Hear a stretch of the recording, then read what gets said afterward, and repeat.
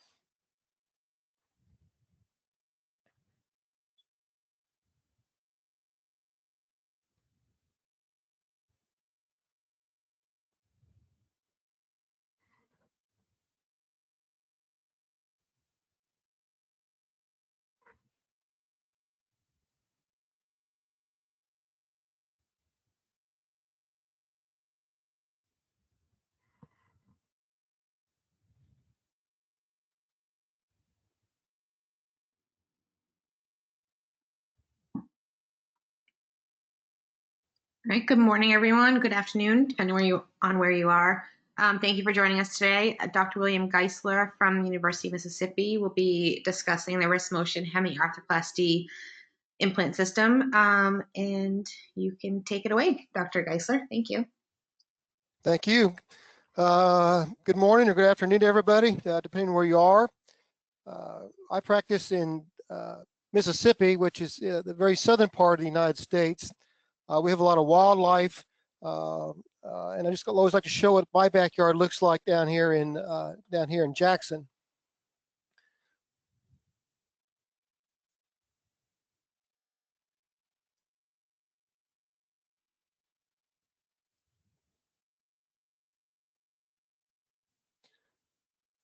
So obviously lots of alligators, and I show this video particularly for international audience. People always ask, really, is that really what your backyard looks like? I said, no, it's just a joke, but this is true. This is my swimming pool. I was about to jump in. I noticed something was off, or a little bit funny. Looked a little bit closer, and sure enough, I did have an alligator in my own pool.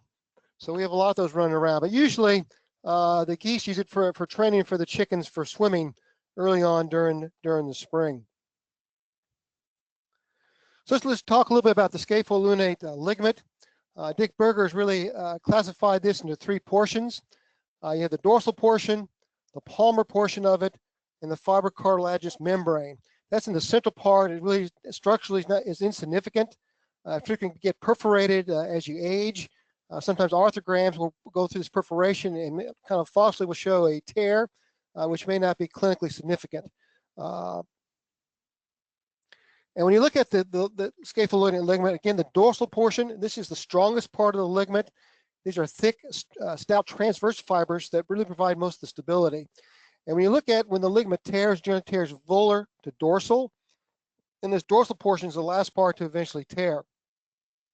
The volar portion of the ligament, the fibers are more longer, oblique in shape, and these allow the normal rotation that occurs between the scaphoid relative to the lunate. Because as you move your wrist in flexion extension, or particularly with radial and ulnar deviation, there is some normal motion that occurs between the scaphoid and the lunate. And this portion of the ligament allows that part to happen. And again, the ligament is a very unusual ligament, and it doubles in its length until it finally fails. So it can double out about 225% in length before it eventually will tear. And that's why we see a spectrum of injury to this ligament where it'll start to stretch, partially tear, then completely tear in half. So we do quite a bit of wrist arthroscopy. We call it Mississippi MRI. It's a very sensitive technique to look and evaluate the interosseous ligaments. And that way you can see exactly how much stretch you have or complete tear, and then address it appropriately. Because to really see a gap between the scaphoid and lunate on a plain X-ray, some of the extrinsic ligaments have to tear as well. So it's generally a global injury to the wrist, usually from hyperextension. So years ago, we came up with a classification to the ligament, an arthroscopic classification, where the ligament will start to stretch, then continues to stretch, and the carpal bones start to rotate. Then you start seeing a tear from volar to dorsal, and then the grade 4, we see the complete tear where the arthroscope can pass between the radiocarpal and midcarpal spaces. So again, with that grade 1, the ligament starts to stretch, but if you go to the midcarpal space, there's no rotation of the carpus. In grade 2, the ligament continues to stretch. If you go up to the midcarpal space, now the scaphoid starts to palmar tilt, and you'll see incongruency up in the midcarpal space. And at grade 3, the ligament is tearing. It tears from volar to dorsal. There's more of a, starting to see a gap. And you go up into the midcarpal space, again, you'll see a gap as well. And the type 4 is the drive-through sign, where the arthroscope can be driven back and forth to the radiocarpal and midcarpal spaces. So with the grade 1 injuries, these are the sprains. Generally treated in a splint or cast for a couple of weeks. They generally get better and generally don't require any type of surgery. When you get to the type 2, we get attenuation, start getting some rotation of the scaphoid. These generally respond fairly well to arthroscopic reduction and pinning. Same from grade 3, we had a little bit of a gap. These respond fairly well to arthroscopic pinning. And the grade 4, I think when you got a complete tear, this is the best chance to really get a good repair to the ligament. And for us, generally, it's going to be more of an open repair for these grade 4 tears. Because what we're trying to prevent down the line is a slack wrist and degenerative arthritis to the wrist. So again, when you look at the natural history of a patient with a complete tear to the scaphoid lunate ligament, it's fairly predictable pattern of arthritis that occurs in these patients. It generally takes about 10-15 years for this to develop. And Watson really kind of talked about this with the spoon analogy, that with the ligament intact, the spoon is nice and congruent, and everybody's happy. But when that ligament tears, then the scaphoid palmar flexes. Now you got edge-to-edge wear on the carpus, or just like the spoons, and that's where you start getting these predictable signs of arthritis to the wrist.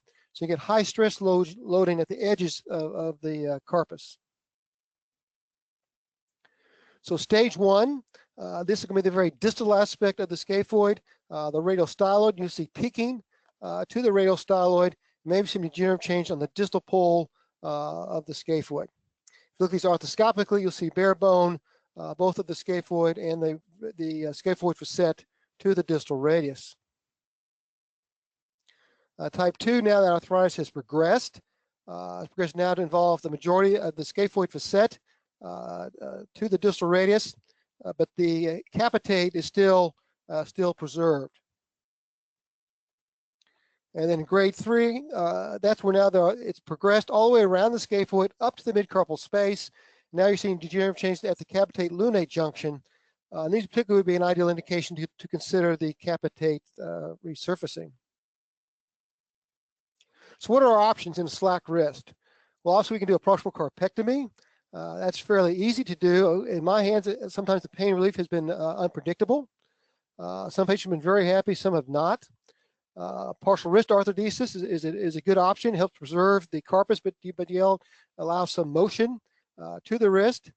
This can be a technically difficult operation to do correctly, to get the lunate in the neutral position. There's lots of tips and tricks to do that. Also, you can do a wrist fusion. It's very dependable with pain relief, but you've lost the range of motion to the wrist with this. Total wrist arthroplasty, maybe an older patient would be an option. Most here are farmers here in Mississippi. I don't think that's really a good option. I probably do a lot more wrist revisions than primary total wrists, at least lately in my practice. And now we got the capitate resurfacing, which is a new option for these patients, which I think has been worked out fairly well for this. So when you look at proximal carpectomy, this is 4-corner fusion. Mark Cohen, Scott Cozen looked at this. 19 patients with a 4-corner, 19 patients with a proximal carpectomy. The range of motion was basically about equal with both groups. The 4-corner had maybe a little bit greater strength, 79% compared to 71%. The pain relief was equal. They did note some early degenerative changes already occurring in the proximal carpectomy group in 3 of the 19 patients. They felt this did not correlate with pain.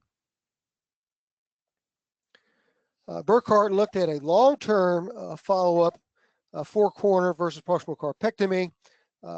Again, the age group were about the same. They found that the range of motion was actually better in the proximal carpectomy compared to a 4-corner. The Mayo risk score about the same in both groups, but again, the complication rate was much, much higher with a 4-corner fusion, 55% compared to 13% for complications. So I think in a long-term follow-up, the proximal carpectomy had a little bit better results as compared to 4-corner. When you look at it, there are some limitations to proximal carpectomy. Obviously, in an end stage, like a slack wrist, like we talked about, where the degenerative changes to the capitate lunate interval, that's not really amenable to proximal carpectomy. A snack wrist is a scaphoid non-union advanced collapse, again up to stage 3, is really not very amenable to this. Once you start getting degenerative changes to the capitate, it kind of pretty much rules out a proximal carpectomy, unless you want to do maybe some type of soft tissue patch or cartilage transfer to the capitate for that. So it's when you do a proximal carpectomy, it's a mismatch. You have the smaller curvature of the capitate just grinding into that wider lunate facet, and no one knows over time will these get degenerative changes, will they become painful, and when they do, what's the next step? What's the next salvage operation for these patients? Now I think with the capitate resurfacing, we've got a good option available to treat them. Partial wrist fusions, I think I've been all over the board. We've certainly been through staples, headless screws, circular plates. Generally have done K-wires, but there's certainly lots of options to do if you want to consider a 4-corner or a mid-carpal fusion. A lot of authors have talked about the complications with circular plates.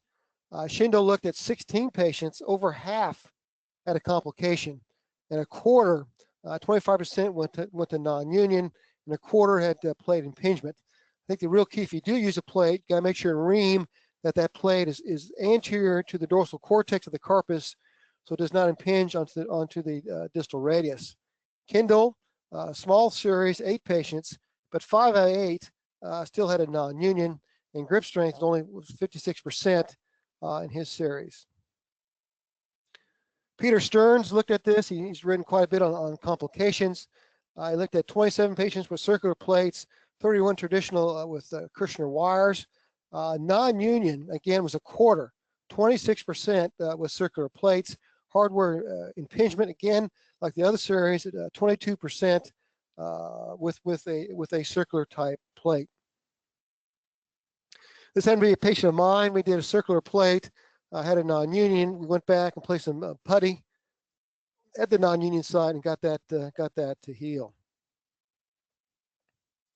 So if you can decide to do a 4-corner fusion, which bones you're going to fuse? Quite controversial. Do you fuse all 4 bones? Do you take out the triquetrum? Do you just fuse the capitate and lunate and leave the triquetrum in? Certainly going to different meetings. It's all over the board. What's the best option when you consider this type of operation? The key about headless screws, they can certainly back out. We've had a number of cases that's occurred. When we do put in headless screws, we really insert them fully up into the capitate. We generally use a screw 4 to 6 millimeters shorter than what we measure. But you can see in this patient, still the screw backed out after a non-union. So that's always the concern. If they do back out, then they can start causing damage to the articular cartilage, to the lunate facet, and then you get a whole other set of problems besides the non-union alone. So just beware with the headless screws. So this leads us to capitate resurfacing. Again, particularly for a end-stage slack or snack wrist, it's a good option, both for pain relief and yet preserving motion to the wrist. Advanced Kienbock's disease, we've done a number of the pyrocarbon lunates. Sometimes those worked, sometimes they collapsed, and we had to go back to a different operation. The capitate resurfacing is a good salvage for that as well, if that becomes unstable. And so really it's by measuring the anatomy of the lunate facet, we can create that with the new implant as compared to the mismatch between the capitate and the lunate fossa. So that's why I think it makes sense. Restore the normal anatomic configuration to the lunate fossa. The implant is sized to the lunate fossa to make it anatomic. It's a fairly easy implant to place in. And also we're decreasing the potential complications with circular plates or midcarpal fusions.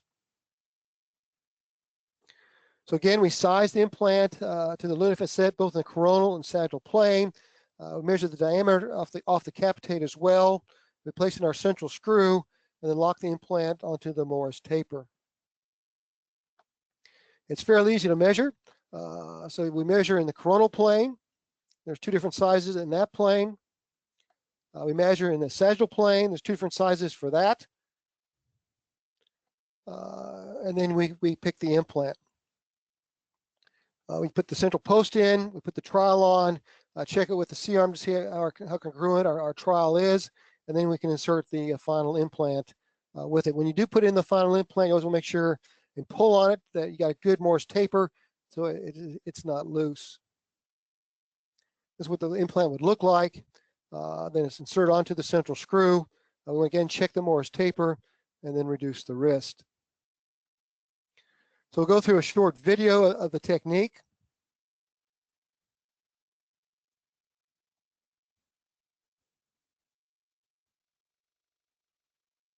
This actually was a retired orthopedic surgeon that was sent down from Minnesota for advanced Kienbock's disease for a pyrocarbon lunate, but she had an advanced slack wrist. There was no Kienbock's whatsoever. So totally, I guess, a difference in diagnosis. So she was the perfect one and then consider the capitate resurfacing. So we make the standard dorsal approach to the wrist. We find the EPL, release the second and fourth dorsal compartments, and then we'll make a radial base flap.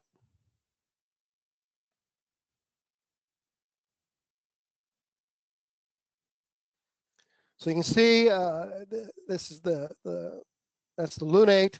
The lunate fossa was intact, bare bone onto the scaphoid, on the scaphoid facet.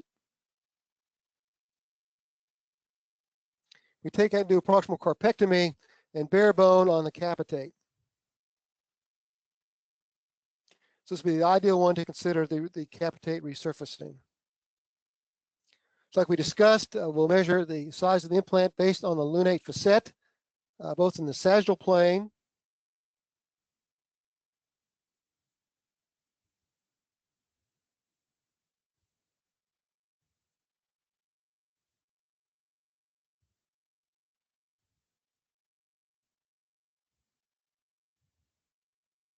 and in the coronal plane.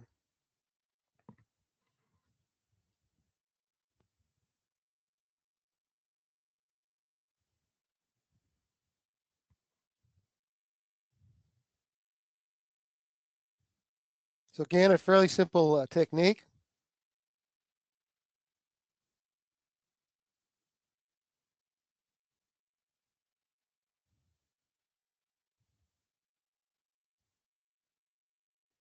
Then we size again off the capitate for the prosthesis with the guide.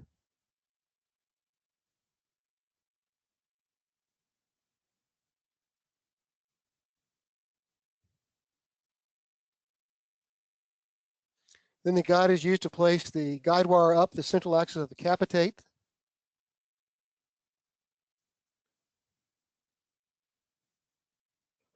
It works well finding your starting hole onto the capitate.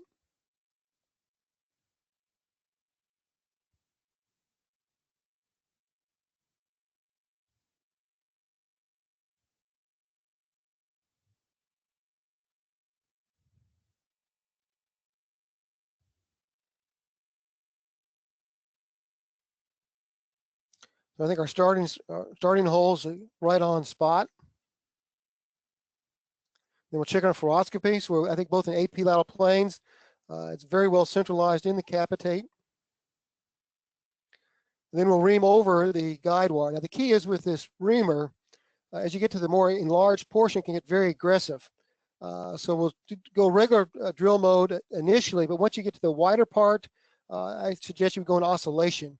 That way it won't drive that drill so quickly up into the capitate that you over drill for your central screw post.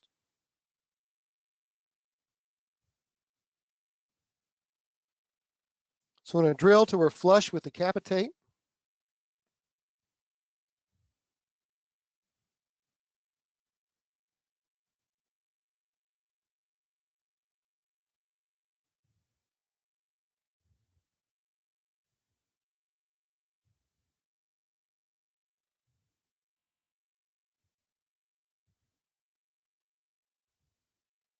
Then we'll tap, cannulated tap. You tap down to the laser line.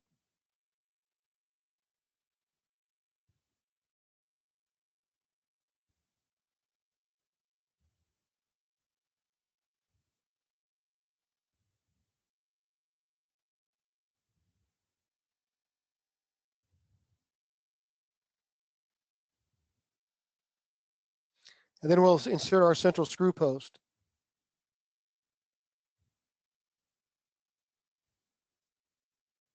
And just screw in again to the laser line.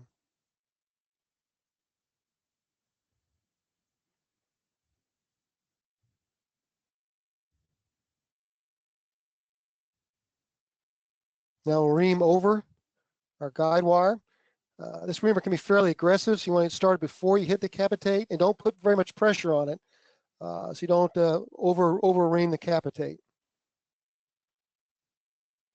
This kind of shapes the dorsal edge of the capitate for the implant for that little dorsal fin.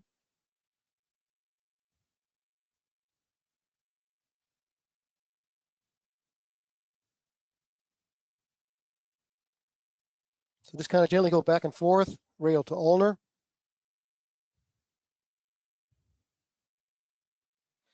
You generally have to disengage the drill to get that off the our screw post. Here's our trial.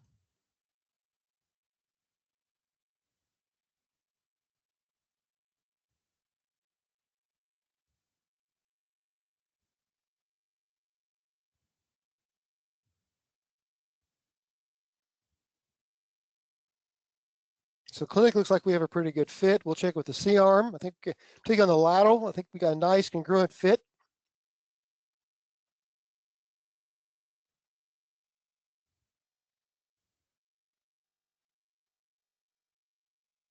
You always want to clean out the screw post of any debris.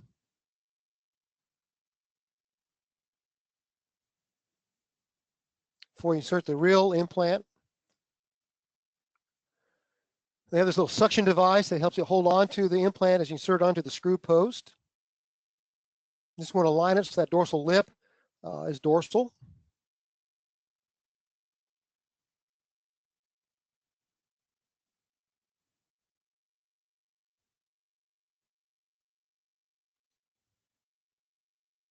And then impact it on. And again, you always want to check your Morse taper that it engaged.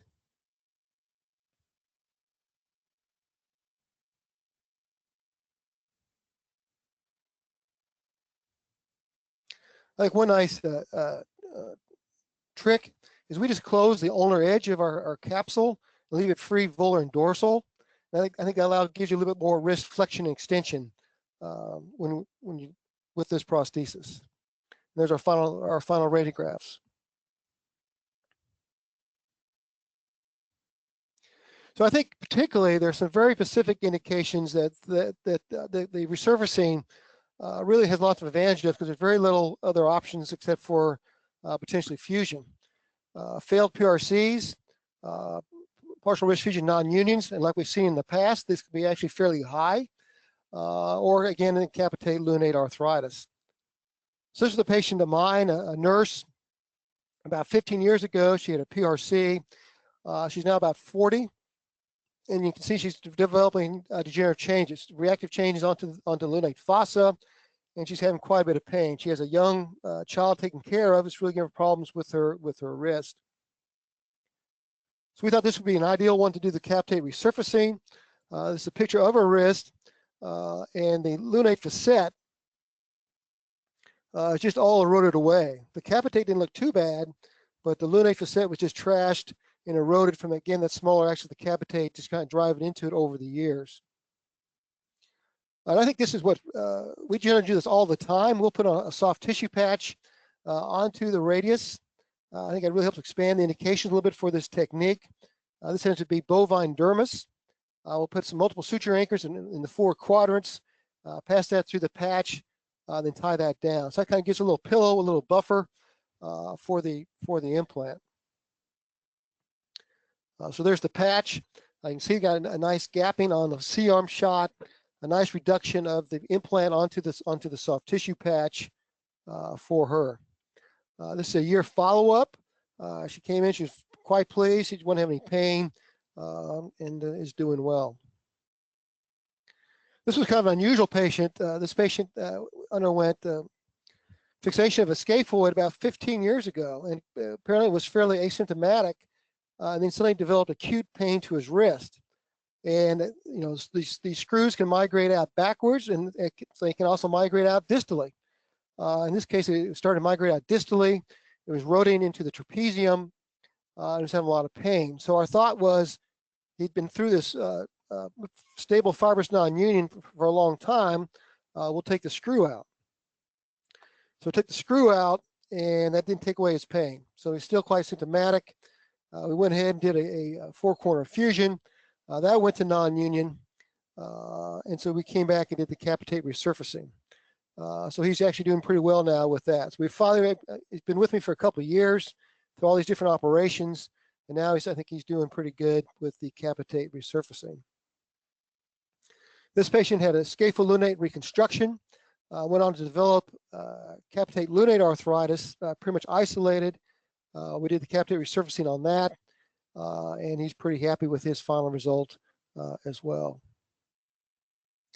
So again, I think we're restoring the anatomy, more anatomic with the capitate resurfacing as compared to a PRC. It's a very good option for failed PRCs, partial fusion non-unions. And with the soft tissue graft, I think we really can expand the indications with these in these patients. We've been very pleased with our so far with our results with the prosthesis. I appreciate your attention. Thank you very much. Thank you, Dr. Geissler. If anyone has any questions, feel free to type them into the question or chat box in the GoToWebinar panel. Just hang on for a few minutes, see if anyone wants to type anything in.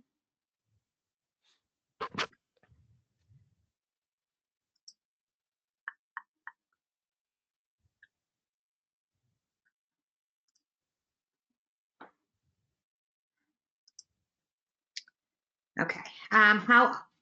How often do you use the tissue interposition? We use it now about every single time. It doesn't really take much more time to do it. I think just adds another little cushion, a little bit buffer to it, and I generally use it now every time. Thank you.